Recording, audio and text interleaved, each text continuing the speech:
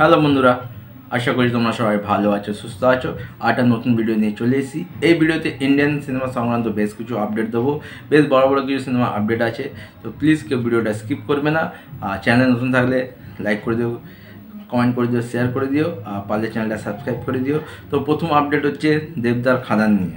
দেখো, খাদান ডিসেম্বর মাসে 20 তারিখে রিলিজ হয়েছিল, আর প্রতিদিন প্রায় 1 কোটি প্লাস বক্স অফিস আনছিল। দুদিন আগে দেবদা তার অফিসিয়াল অ্যানাউন্সমেন্ট করে জানিয়ে দিয়েছে খাদান 15 কোটি প্লাস বিজনেস করেছে। আর যে অ্যানাউন্সমেন্টটা করেছে দেবদা, সেটাও একটা চমক।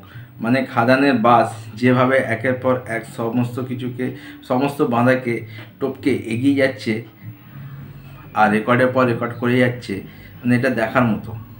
দেখো, আমরা জানি এখনও অবধি বহুরূপী প্রায় 18 কোটি প্লাস বক্স অফিস কালেকশন করেছিল। দেবদার যে অ্যানাউন্সমেন্টটা দিয়েছিল অফিসিয়াল আপডেট, সেটা 15 কোটি প্লাস ছিল। ওটা 3 দিন হয়ে গেল।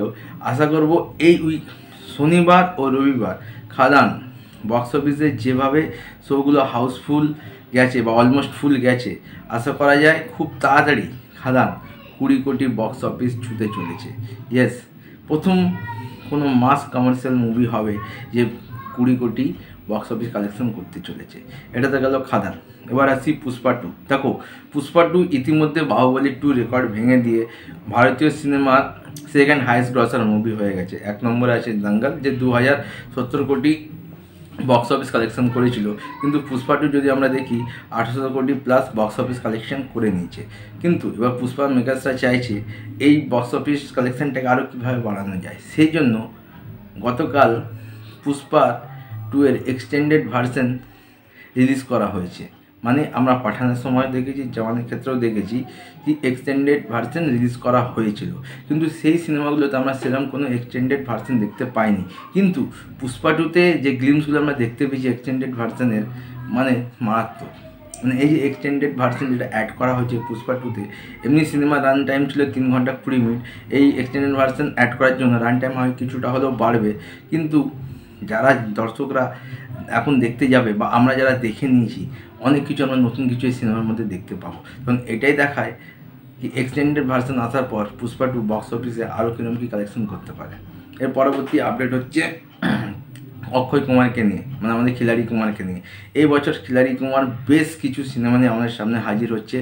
এই মাসের 24 তারিখ আছে স্কাই ফোর্স, তারপর জলি এলএলবি 2 আছে, ভূত বাংলা আছে, আর শোনা যাচ্ছে ওয়েলকাম ট্রি, সেটাও নাকি এবছরই আসতে চলেছে। এছাড়া হাউসফুল 5 আছে। যতদূর আপডেট পাওয়া গেছে, ওয়েলকাম 3 মোটামুটি 70% কাজ কমপ্লিট হয়ে গেছে, আর বাকি যে 25% কাজ আছে সেটা হয়তো এবছরের মে মাসের মধ্যে কমপ্লিট হয়ে যাবে। তো মেগাস্টার প্ল্যানিং করছে যে ওয়েলকাম 3 এই বছরের ক্রিসমাসে রিলিজ করতে পারে।